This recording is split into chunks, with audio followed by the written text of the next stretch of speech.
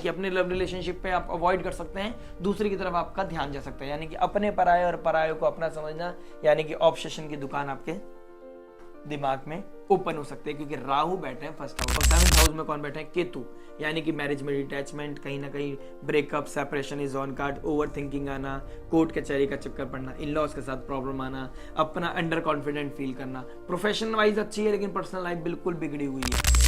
Hello दोस्तों, जय श्री कृष्ण, आप सभी का स्वागत है वैदिक वन एस्ट्रोलॉजी यानी आपके अपने लाइव जीपीएस में। आज हम बात करेंगे वीकली हॉरोस्कोप के बारे में।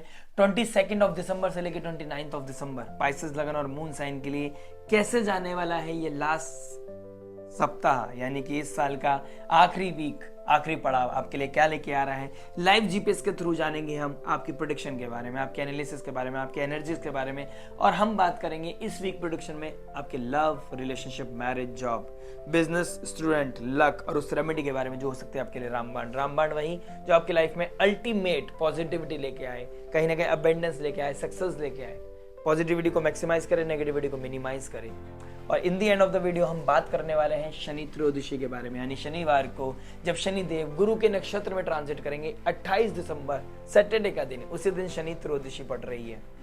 और शनि त्रयोदशी को क्या ऐसा करें जिससे कि आपके ये जो काल का स्वामी है, यानी कर्म के कारक हैं, अपने आप में एक काल है, वो 2025 में हमारे लिए मंगलमय हो, हमारे लिए अच्छा करें, हमारे कर्म अलाइन हो। हम अगर कोई प्रारब्ध की फेर में फंसे हुए हैं, पूर्व पुण्य के और प्रारब्ध के फेर में हैं, तो कैसे अपने आप को अलाइन करना है, कैसे ट्यून करना है, वो गाइडेंस, वो एनलाइटमेंट हमें मिलती रहे और हमारा कर्म, हमारे जो हमसे जो भगवान ने हमको जिस चीज के लिए भेजा है वो हम पूर्ण रूप से कर सकें। तो आइए शुरुआत करते हैं, पॉइंट पे आते हैं, लव के बारे में शुरुआत करते हैं। लव में बात करने से पहले जो लव के कारक हैं उन्होंने नक्षत्र चेंज किया है 22 दिसंबर यानी कि संडे के दिन। और किस नक्षत्र में चले गए? धनिष्ठा नक्षत्र में चले गए हैं। धनिष्ठा नक्षत्र म्यूजिकल इंस्ट्रूमेंट को दिखाता है, कहीं ना कहीं आपको फ्लूट, ड्रम को दिखाता है, कहीं ना कहीं बहुत ही ऑस्पिशियस नक्षत्र माना गया है, मंगल का नक्षत्र। और मंगल देख रहे हैं डायरेक्ट एस्पेक्ट से शुक्र को, लेकिन नीच राशि में बैठे हैं। त्रिकोण का मालिक त्रिकोण में तो बैठा है लेकिन नीच राशि में बैठा है, वक्री होकर बैठा है। तो आपके लिए क्या सिचुएशन बनाएगा इस चीज को भी समझेंगे। Moon prediction, moon wise prediction होती है हमारी वीकली, मून की पोजीशन भी जानना बहुत जरूरी है। और मून ट्रांजिट कर रहे हैं 6, 7, 8 एंड 9 हाउस में। तो आइए समझ लेते हैं आपके लव के बारे में। देखिए 5th हाउस हम लव रोमांस को देखते हैं और कहीं ना कहीं कारक होते हैं शुक्रदेव, दोनों एक दूसरे को देख रहे हैं। मंगल बैठे हैं 5th हाउस में, 5th हाउस को शुक्र का देखना, और 5th लॉर्ड फिर 6th हाउस में जाएगा, 7th हाउस में जाएगा, 8th हाउस में जाएगा, 9th हाउस में जाएगा। ये ट्रांजिट कहीं ना कहीं बहुत ही क्रिटिकल होने वाला है, ट्रिकी होने वाला है, यानी कि जाते जाते 2024 कोई ना कोई ऐसा फ्लेयर देने वाला है जिससे कि आपको एंजाइटी, ओवर थिंकिंग फील हो सकती है। क्योंकि शनि देव का डायरेक्ट एस्पेक्ट चंद्रमा में पड़ना, मून पे पड़ना, 6th हाउस पे पड़ना, यानी डेली एक्टिविटीज का जो शेड्यूल है उसमें आपको प्रेशर फील होगा, anxiety, over thinking, over burden. ठीक है, अगर मैं लव की बात करूं, लव रिलेशनशिप की बात करूं, हर्डल्स आना, डिस्प्यूट्स होना, चैलेंजेस आना, रियलिटी चेक होना, नेचर का पता चल जाना, फ्रेंड सर्कल की तरफ, अपने नेटवर्क सर्कल में किसी से इन्फ्लुएंस होना, अपनी करंट रिलेशनशिप को साइड करना, साइड लाइन करना, या कमिटमेंट इश्यूज आ रहे हैं। क्योंकि शुक्रदेव कहाँ चले गए हैं? शनि की राशि में चले गए हैं, मकर राशि में, जो काल पुरुष कुंडली के हिसाब से 10th साइन बनता है, जो दिखाता है name, fame, profession through hardship, dedication, determination. आपको बहुत कुछ सैक्रिफाइस करना पड़ता है नाम कमाने के लिए। अंबानी यूं ही अंबानी नहीं बन गया, ठीक है? तो अब बाकी आप समझदार हैं। अमिताभ बच्चन यूं ही अमिताभ नहीं बन गया, शाहरुख खान यूं ही शाहरुख खान नहीं बन गया। तो आइए बात करते हैं पॉइंट की दोबारा। तो देखिए, आपको सैक्रिफाइस करना पड़ेगा, अपने इमोशंस को सैक्रिफाइस करना पड़ेगा। और मंगल शुक्र दोनों एक दूसरे को देख रहे हैं, और मंगल नीच राशि के, तो इमोशंस का भी हाई और लो जा सकते हैं। मतलब कोई भी ऐसा मोमेंट आ सकता है जब आप कुछ गलती कर सकते हैं। तो गलती करने की गुंजाइश आपके पास नहीं है, क्योंकि शनि देव 1st हाउस में आने वाले हैं वेरी वेरी सून, यानी कि मार्च के एंड में जब शनि देव 1st हाउस में आ जाएंगे तो बीते 2.5 साल का आपका हिसाब देखेंगे कि आपने क्या किया, कब किया, कैसे किया और क्यों किया। जो सीड आपने डाला है उसका फ्रूट आपको मिलने वाला है। यानी कि obsession, weird situation, weird thinking, अपने नेटवर्क सर्कल की तरफ आपका अटेंशन होना, अपने लोगों पे कम में यकीन होना, दूसरे पे यकीन होना, यानी कि अपने लव रिलेशनशिप पे आप अवॉइड कर सकते हैं, दूसरे की तरफ आपका ध्यान जा सकता है, यानी कि अपने पराये और पराये को अपना समझना, यानी कि ऑब्सेशन की दुकान आपके दिमाग में ओपन हो सकते हैं, क्योंकि राहु बैठे हैं 1st हाउस में। और अब अगर आपकी कोई दशा महादशा ऐसी दिखाई दे रही है जिससे कि ये ट्रबल हो सकता है, ये पीक पे जा सकता है, तो please take care of yourself. मंगल एक ऊर्जा है, आप सेक्सुअल हो सकते हैं, थोड़ा सा आपका इंटीमेसी लेवल बढ़ सकता है, बेड प्लेजर को आप सीख कर सकते हैं। इस तरह की सिचुएशन आपको नेगेटिवली ट्रिगर कर सकती है। प्रैक्टिकलिटी हिट करेगी, डिटैचमेंट आएगा, इमोशनल टर्मोइल आएगा, डिटैचमेंट हिट होगा, आपको अपने अंदर अंडर कॉन्फिडेंट फील करोगे, सडन ट्रांसफॉर्मेशन आना, ठीक है, ओवर थिंकिंग, एंग्जाइटी होना। और 9th हाउस में जब मून ट्रांजिट करेंगे, मंगल के साइन में मरकरी के साथ बैठे, लेकिन वृश्चिक राशि में चंद्रमा नीच के हो जाते हैं। लेकिन एक ब्लेसिंग्स है, ब्लेसिंग्स इन डिस्गाइज बोल सकता हूँ कि जुपिटर बैठे हैं बाय गॉड ग्रेस और मून को देख रहे हैं, डायरेक्ट एस्पेक्ट कर रहे हैं वृश्चिक राशि को। ऑल्दो शनि भी 10th एस्पेक्ट दे रहे हैं मून को, राहु का 9th एस्पेक्ट नीच राशि के मून को। लेकिन ऑब्सेशन भी होगा, प्रैक्टिकलिटी भी होगी, लेकिन गुरु की ब्लेसिंग्स, किसी की कृपा आपको उस हार्डशिप से निकालेगी। यानी कि अगर आप कोई निजक रिएक्शन के चक्कर में या कोई गलती करना चाहते हैं या फिर अलग होना चाहते हैं, तो हो सकता है कोई ना कोई एक माइंड में ऐसी थॉट आना या किसी की ऐसी ब्लेसिंग्स आना जिससे कि आप इस सर्टेन लाइन को क्रॉस करते करते रुक जाएं। बहुत कुछ डिपेंड करेगा आपके नेटल चार्ट पर, बहुत कुछ डिपेंड करेगा आपकी फ्री विल पर, यानी कि आपके कर्म कैसे हैं, आपका सोचने का नजरिया कैसा है, आपकी अपब्रिंगिंग कैसी है, उस पर बहुत कुछ डिनोट करता है। और आपके लगन के स्वामी गुरु हैं, तो किसी की डिसरिस्पेक्ट ना करें, धर्म की टॉर्च जला के रखें, संयम नियम साधना के साथ चलें और अपने इमेज का पूरा प्रॉपर ध्यान रखें। और सामने वाले को, जो भी आपका पार्टनर है, उसके अंडरस्टैंडिंग को बढ़ाएं, उनके साथ उनकी पेन को समझें, उनके इफ एंड बट को समझें, तब आपकी लाइफ में आएगी प्रॉस्पेरिटी, तब आपकी लाइफ में आएगी क्लैरिटी।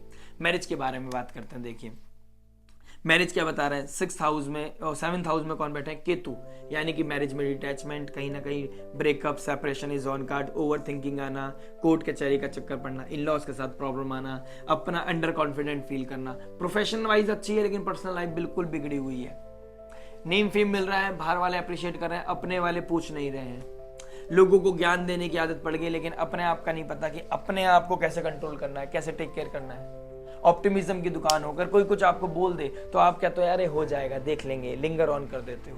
यानी कि दूसरों को ज्ञान देना बहुत ही आसान है, अपने ऊपर प्रैक्टिकल लाइफ में उसको इंप्लीमेंट करना इज इक्वली टफ।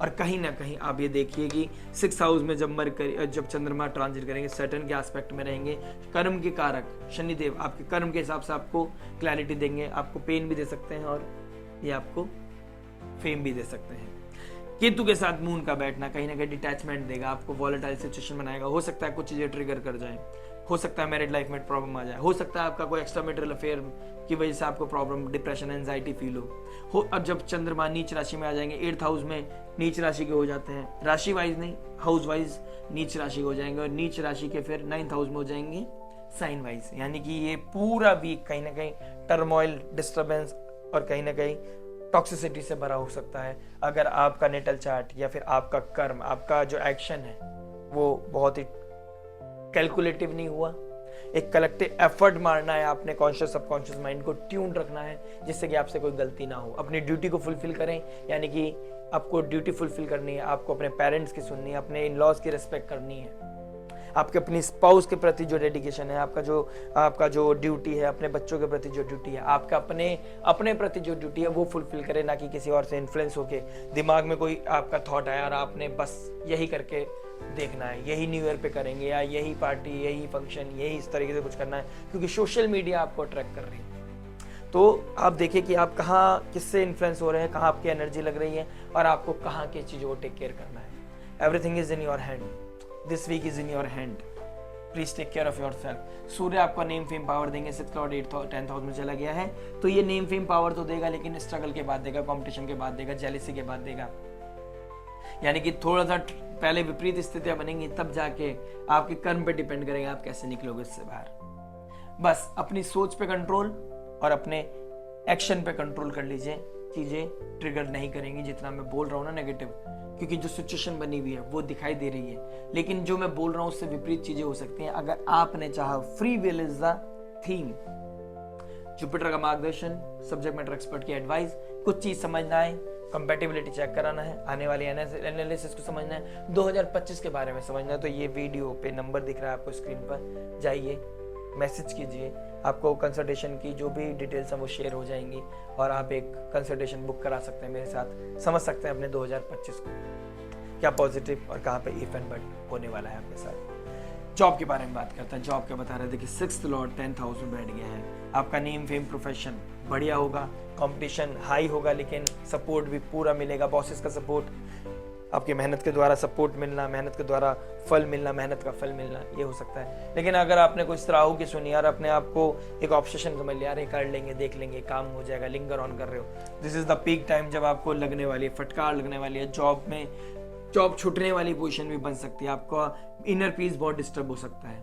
तो अपने आप को टेक केयर करें, बॉसेस के साथ कोई कॉन्फ्लिक्ट नहीं, किसी के साथ कोई जेलसी नहीं, अपने काम को पूरा करके चलें और बहुत डिटरमाइन हो जाए, बहुत डेडिकेशन होना चाहिए और अपने काम को पूरा शेड्यूल करके चलें इस वीक में कि भाई मेरे को कैसे काम कब काम करना है, कहीं भी सुनने की गुंजाइश नहीं रखनी है। अदरवाइज 6th और 10th हाउस में आपको कंपटीशन तो देगा लेकिन नेम फेम भी देगा।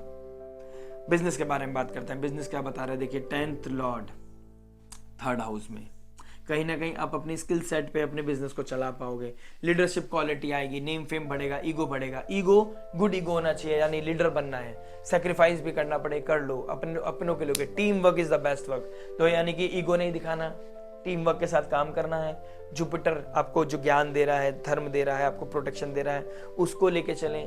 क्या नाम है, एनलाइटमेंट लेते रहें, सब्जेक्ट मैटर एक्सपर्ट की एडवाइस लेते रहें।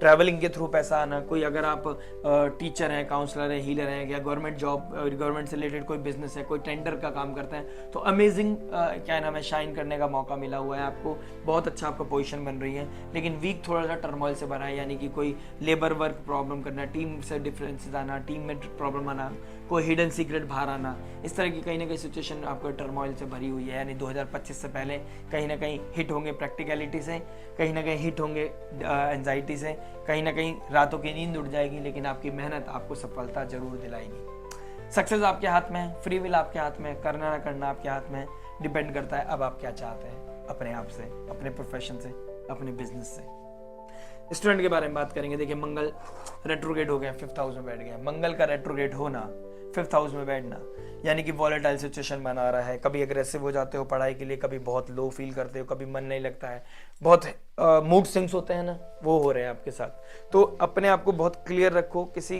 अपने आप को ना बांध दो, किसी इतनी रेस्ट्रिक्शन लगा लो अपने ऊपर, यानी कि मैं ट्यूशन जाऊंगा, मेरे को स्कूल जाना है, मेरे को सब्जेक्ट मैटर एक्सपर्ट के पास जाना है, अपनी वीकनेस पे काम करना है। हो सकता है थोड़े चैलेंज आए, हो सकता है मन ना कर रहा हो, लेकिन वो सिचुएशन ऐसी सिचुएशन में पहुंचा देगी आपको कि आपके पास पढ़ाई के अलावा कोई काम नहीं होगा, डिस्टर्बेंस नहीं आएगी, और वही पढ़ाई आपके काम आएगी। यानी ये पढ़ाई आपके जब फाइनल टर्म्स मार्च में जब रिजल्ट आएगा, तो आप पूरे कॉन्फिडेंस के साथ कहेंगे this is my report card. तो आपको देखना है कैसे आपको अपने आप को ट्यून रखना है। Negative energy, addiction, sexual activities, ये कहीं ना कहीं बढ़ना, वीनस धनिष्ठा नक्षत्र में चलेगा, एक रिदम बनेगी, आप जिधर की तरफ भी जाओगे, अगर आप एडिक्शन की तरफ जा रहे हैं, पार्टी की तरफ जा रहे हैं, सोशल मीडिया की तरफ जा रहे हैं, नेटवर्क सर्कल की तरफ जा रहे हैं, तो आपका पूरा थीम उधर की तरफ जाएगा और फिर आपको इन दी एंड डिप्रेशन हो जाएगा, ओवर थिंकिंग, फालतू के पैसे खर्च होना, हेल्थ खराब होना, टाइम खराब होना, सिचुएशन वियर्ड होना, घर में डिस्प्यूट होना, इस तरह की सिचुएशन दिखाई दे सकती है। लक और रेमेडी के बारे में बात करते हैं। देखिए लक क्या बता रहा है, 9th हाउस का मालिक मंगल 5th हाउस में, 9th और 5th में मंगल। हनुमान चालीसा रेगुलर रिसाइट करें, बंदरों को दाना डालना, बंदरों की प्रोटेक्शन के लिए, कुछ वेलफेयर के, एनिमल वेलफेयर के लिए डोनेशन देना अल्टीमेट रेमेडी हो सकती है आपके लिए।